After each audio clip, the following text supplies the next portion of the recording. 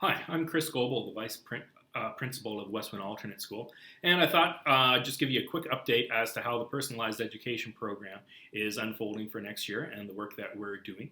As you know, last month our teachers went around and conducted a survey to get a sense as to the numbers that would be entering into this program next year, as well as the others that may be transferring to other programs back to traditional schools or to the simpler home education program. That isn't teacher supported. And so that information has really helped our school division and has helped us to be able to plan how things are going to go. We have had some hiccups along the road this spring. The most one that delayed some of our work was the UCP's announcement of the new curriculum that was slated to come out. So that set us back for a couple weeks trying to figure out look at that curriculum in more detail to figure out if we were going to pilot it for this year when we were buying new resources or if that was going to be left for another year.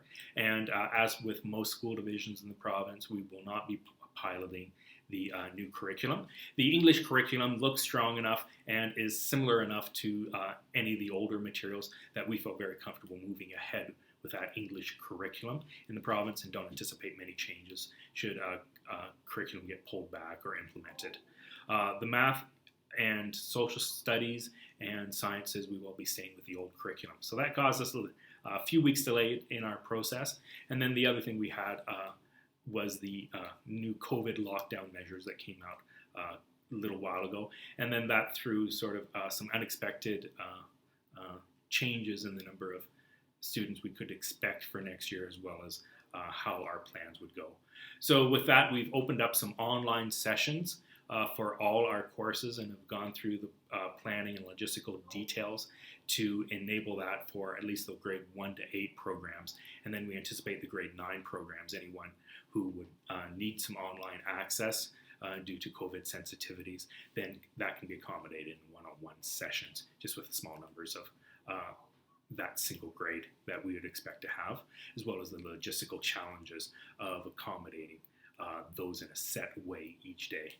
So the updates. First thing that we've got is progress on the curriculum that are being selected for the core subjects. So that's well on its way. Our math curriculum has been determined by our teachers. So they've been looking at that again a little bit and using some of our parent advisory council's recommendations to keep it simple the first year, make sure we are fully able to meet our promises as to what we would say, having those curriculum available for choices, and then having those weekly or monthly courses, depending upon the grade level for the maths.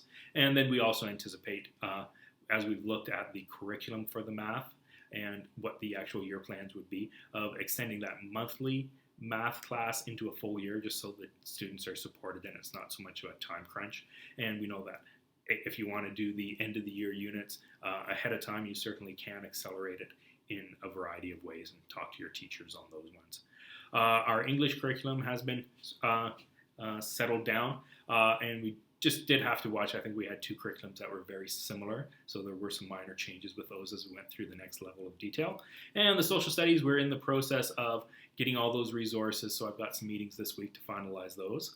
We are happy to report that our new library staff who's come to help us do the orders, get the shelves up, and get the space for all the resources that we are buying for the library that can be checked out, has come on board. Chelsea DeWolf was the successful candidate for that, so she's already started to work.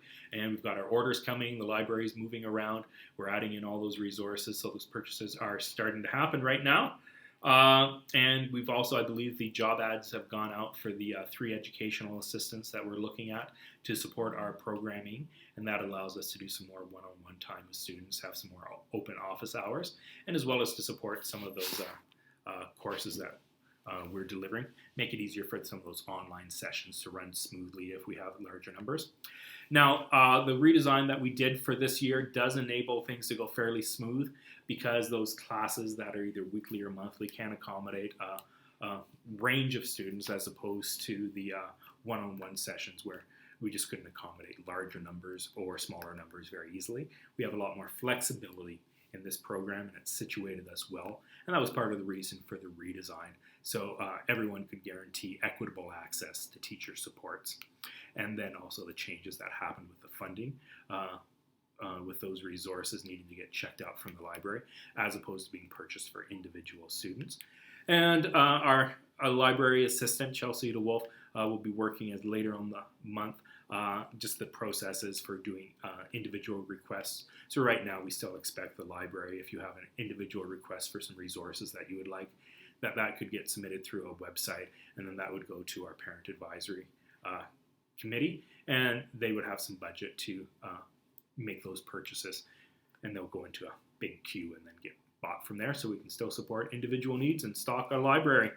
The schedule work. So we've done some more work over the last month. All the nitpicky logistical details of which class is going when for those weekly sessions. Again, the simplest thing to do is just assume that the model is going to function very similar to the way Cardston is this year, where you sort of have those days where you can drop the kids off and they will be taken care of in a variety of their courses that are happening, all that sequence, and then those drop-offs can either just be for part of the day or the full day. Those schedules are coming up. We're making sure those are logistically feasible, and it's a little bit more work knowing how many staff that we're having to plan around, as well as how do we integrate those option classes and PE classes into those days, and how many rooms do we have available. So all that logistical work's been happening, and each stage we go around this, things get a little bit more refined. So we are ready to hit the ground running in September. And again, just so you are aware, we've got a couple weeks delay before our classes officially will start in September. And that just makes sure everything runs very smoothly, anticipating any extra delays. So that's the update I just wanted to give you.